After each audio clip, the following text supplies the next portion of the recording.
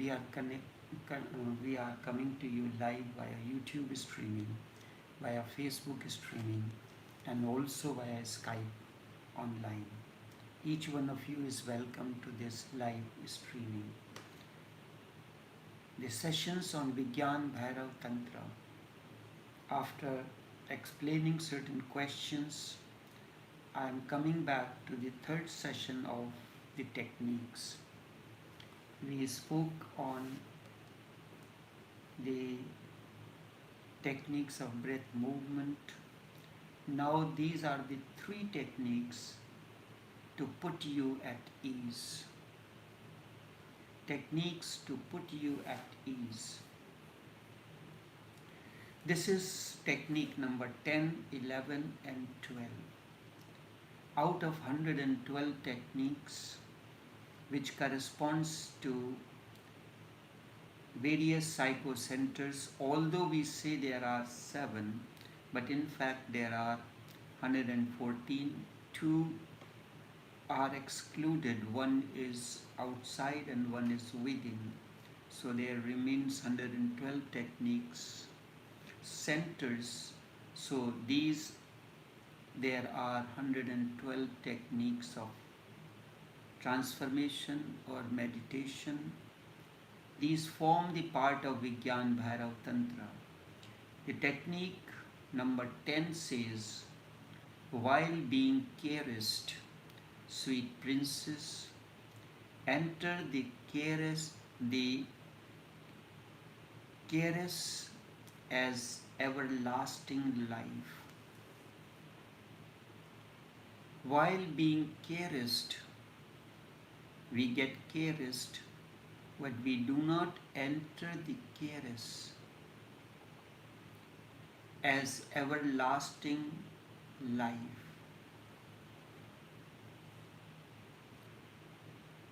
The technique 11 is stop the doors of senses when feeling the creeping of an ant. Sometimes it's happened, we feel that the ant is crawling on our body. That means the energy needs to come out of you. This is, you are reaching the doors of the senses. So it says, stop the doors of senses when feeling the creeping of an ant. Very simple techniques and very meaningful. When on a bed or a sheet, let yourself become weightless, beyond mind. How we get weightless? Because when we are lying down on the bed, the amount of thoughts go on in our minds. There are, the whole screening of the day goes on. So it is, the mind is overburdened. When mind is burdened, you are weight, heavy weight. So when you lying down on the bed or on sheet, let yourself become weightless, beyond mind. You become light like feather. Who will talk about such a simple act as technique of meditation? You have to understand this, and I will take you step by step into these. Man is the only creature that has a center, but he does not live in a center. He lives off center. There are two things. If we are talking about a circle, there is a center and there is a circumference. And there is something that connects the center to the circumference, that is radius. It is not the diameter that connects. It is the radius that connects the center to the circumference. And when you are off center, you are not centered, you are away from your center. That creates tension, a constant turmoil, anguish. Each one of us have a certain responsibility. You have a job, you are head of the institution of your department, you have a certain responsibility, but your responsibility is of a different kind. You are only concerned with your department. But when you are the overall in charge, as is the case with me, for my living I do the business. For that very reason, I have to see about every aspect of it. We are in the business of wholesale and retail of the East Indian food items. The selection of the merchandise, ordering, reaching the merchandise at the right time, pricing, the payments, is not that one aspect I have to see. Every single aspect I have to see. If I am not centered, I cannot be at ease and sitting down in front of you, immovable. The body is still, as if there is no movement. If you are off center, that creates tension, constant turmoil, and anguish.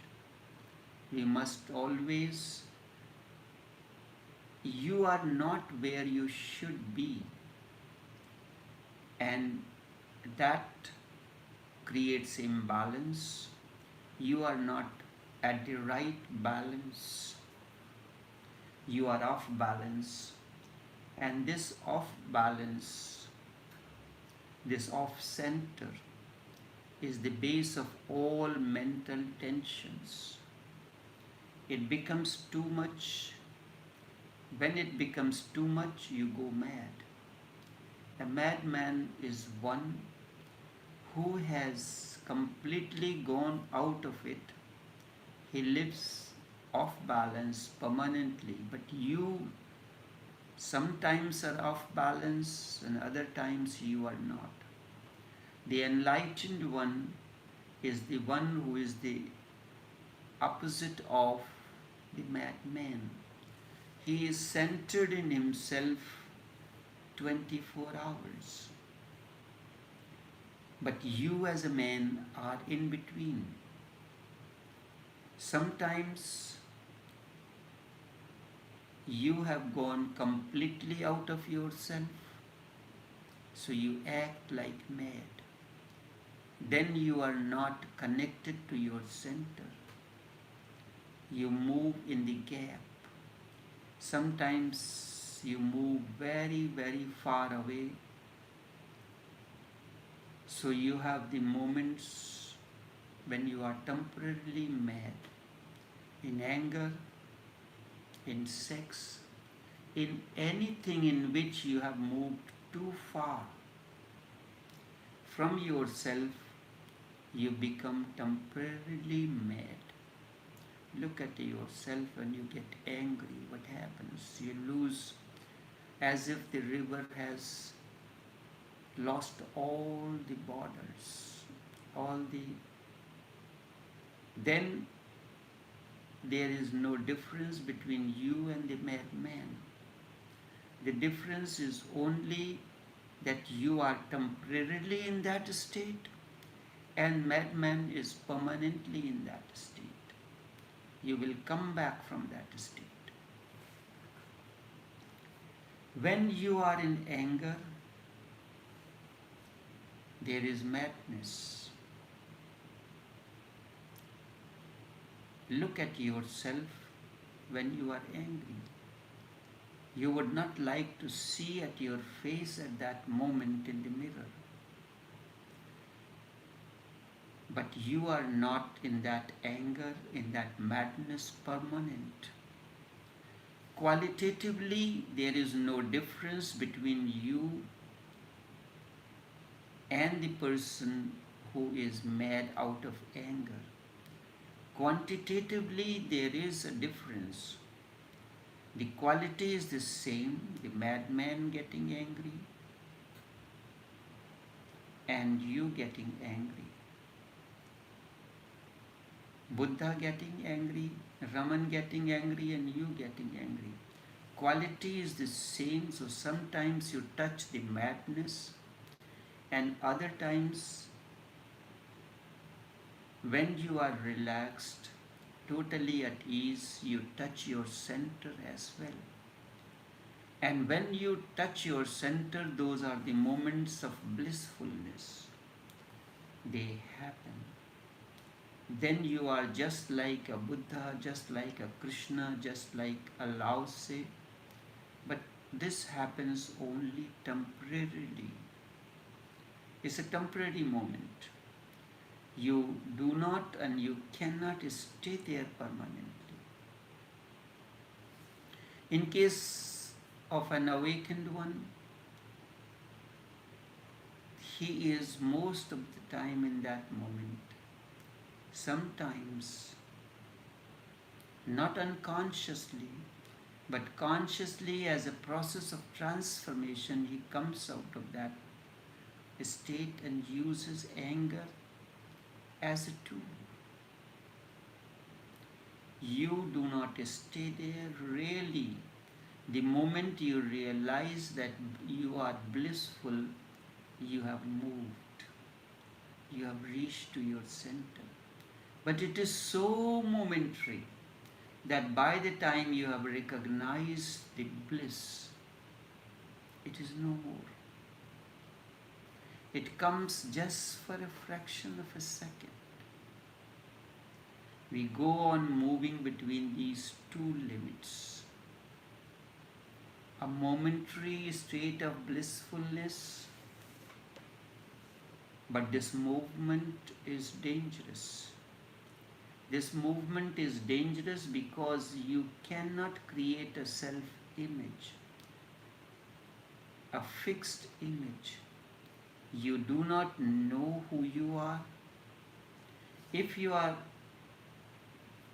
constantly move from madness to being centered in yourself, and when this moment becomes constant, you cannot have a solid image of yourself. Your image will be liquid-like. Then you do not know who you are. It is so very difficult. That is why you even become afraid if you are expecting the moments of bliss or when these are happening in you. So you try to fix yourself somewhere in between. This is what we mean by normal human being. He never touches the madness in anger, and he never touches the total freedom, the ecstasy either.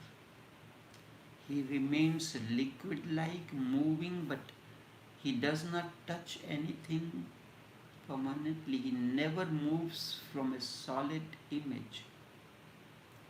The normal man is really a dead person living between these 2 points. That is why all those who are exceptional, great artists, painters, poets, they are not normal. They are very liquid. Sometimes they touch the center and sometimes they go mad. They move faster between these two while you do not move that fast between these two limits. Of course, their anguish is great. Their tension is much more. They have to live between the two worlds, constantly changing themselves. That is why they feel that they do not have any identity. They feel In the words of Colin Wilson, they are outsiders.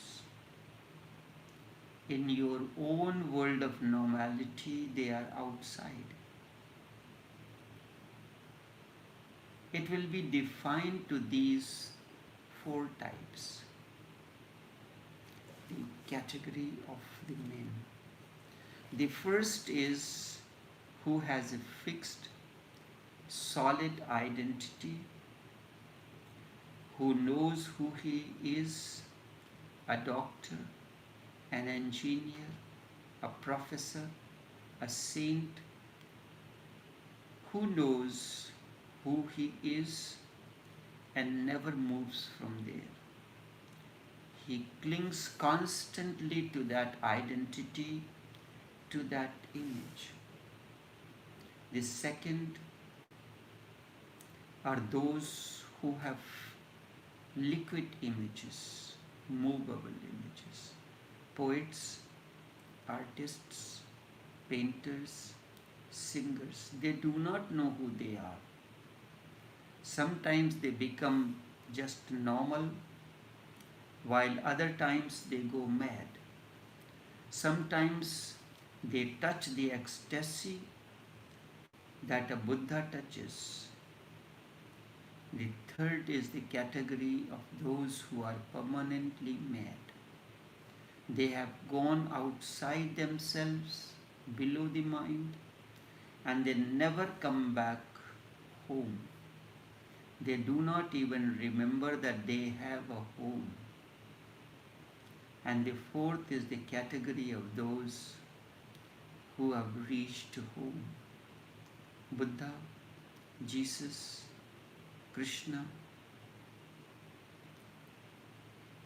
Christ, Raman, Krishnamurti.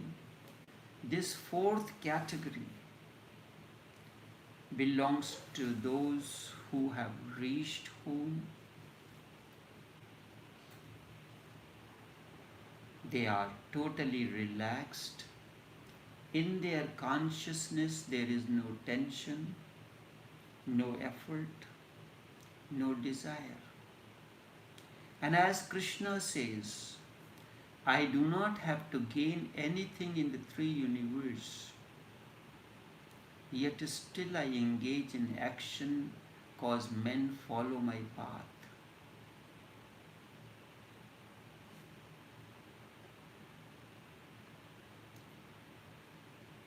In their consciousness, there is no tension, no effort, no desire.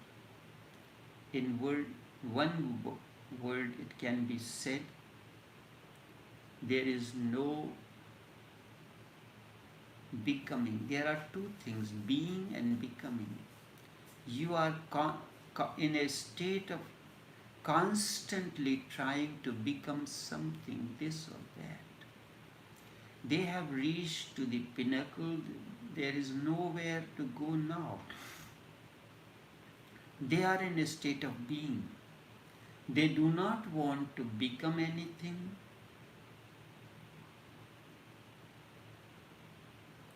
What do I need to gain?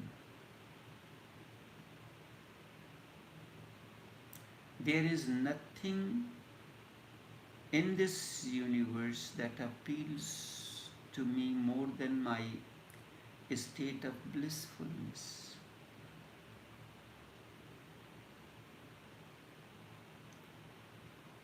They do not want to become anything. What would I do if I become a professor?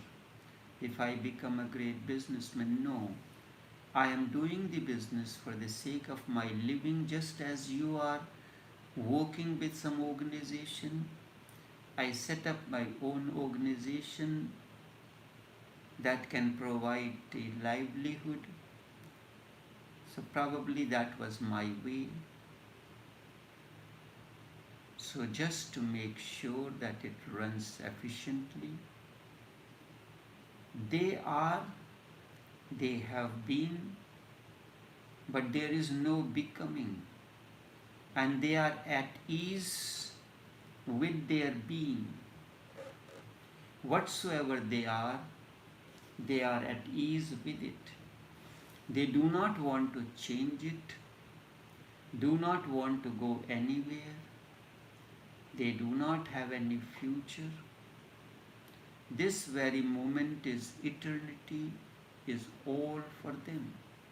No longing, no desire.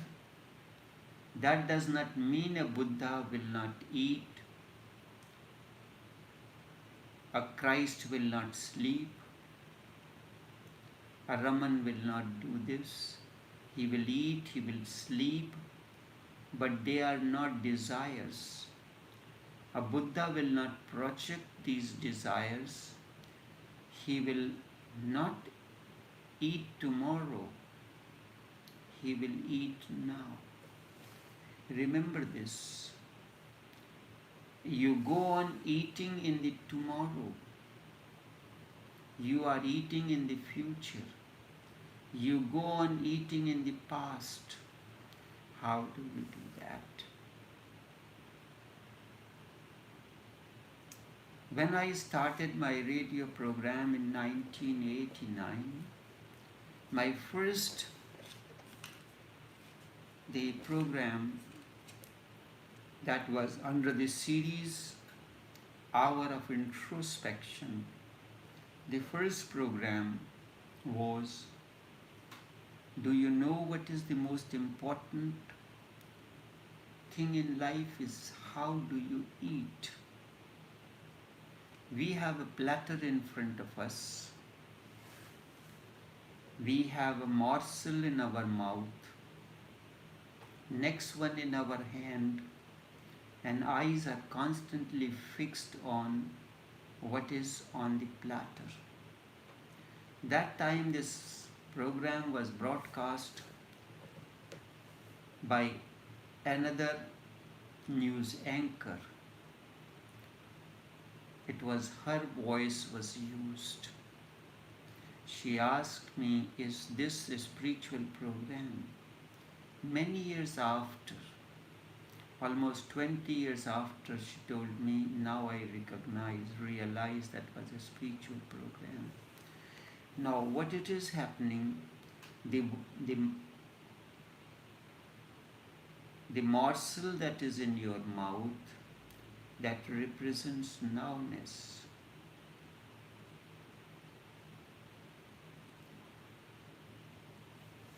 You go to the restaurant, the food is in front of you, and what kind of talks you are engaged in.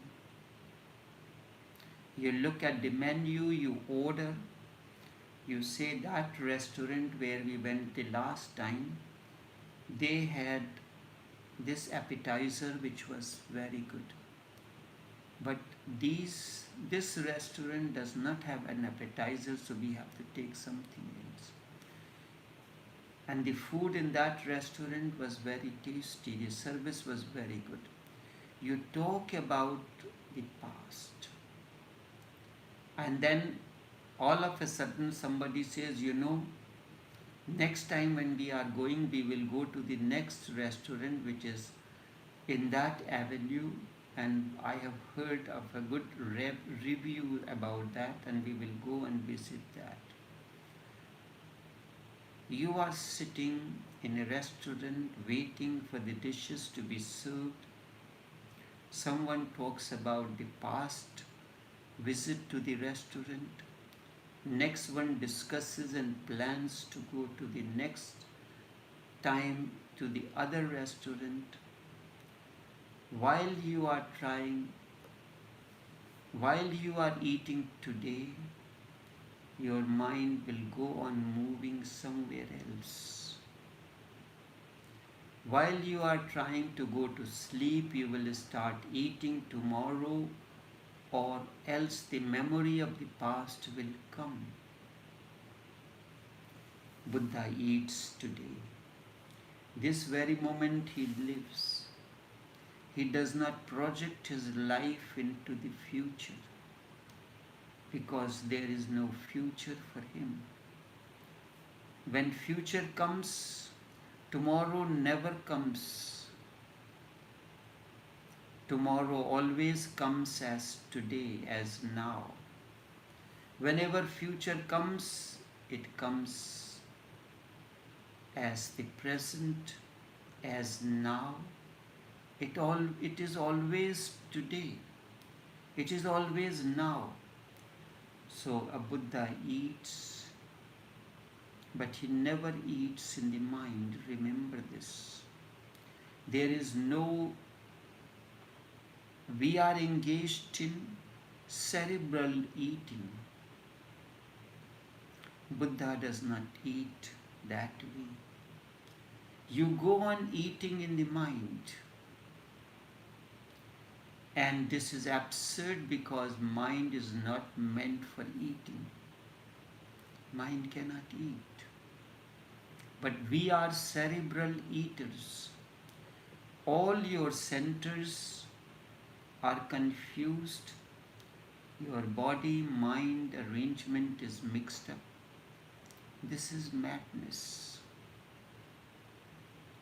A Buddha eats, but he never thinks of eating. He is not a cerebral eating, and that applies to everything. Whenever he is engaged in his work, in sermon or anything, this is his approach in everything that he does in his life. So he is as ordinary as you are while he is eating.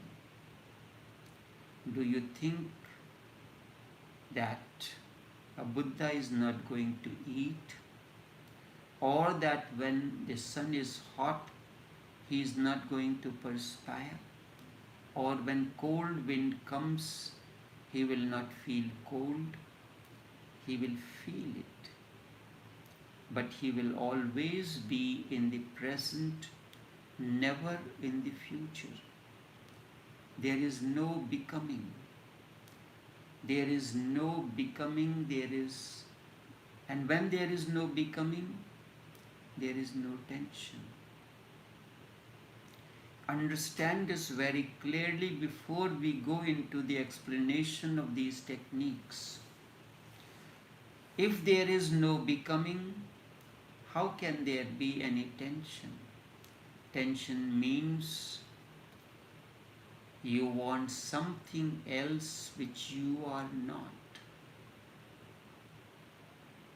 Tension is a state when you want something else which you are not. You are A, but you want to be B. You are poor. You want to be rich. You are ugly. You want to be beautiful. You are stupid and you want to be a wise man. Whatsoever the wanting, whatsoever the desire, the form is always this. A wants to become B.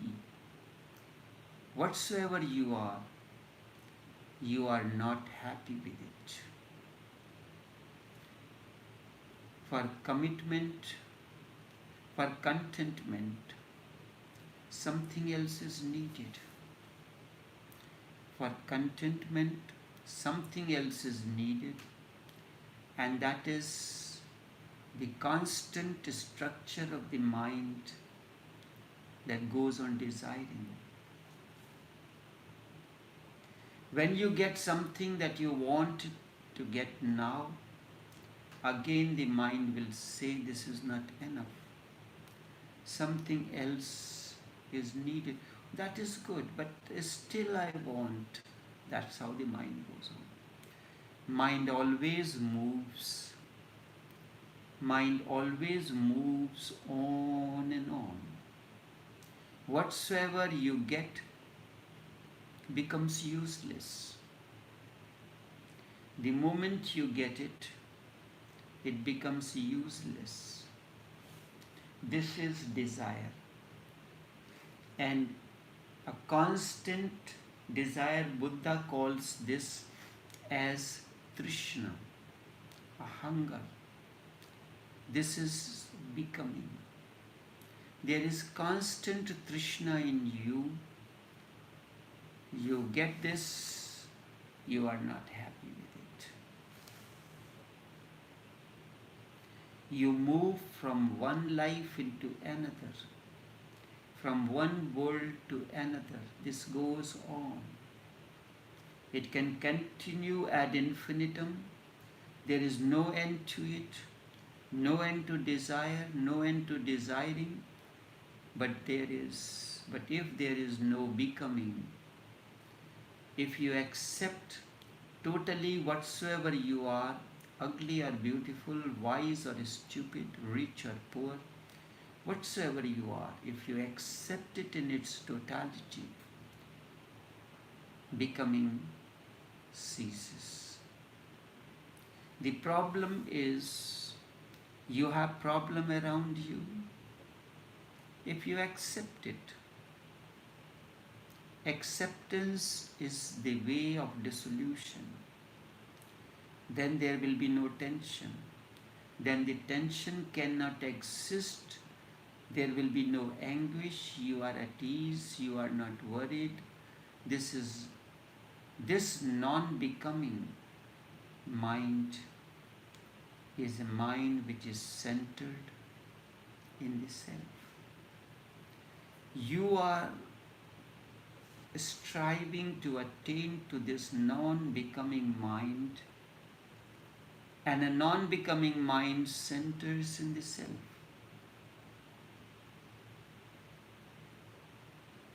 Only this much for this morning. We continue this in tomorrow's session. What happens on the quite contrary, opposite? We will take it in tomorrow's session. Until then, take care and do have a pleasant day.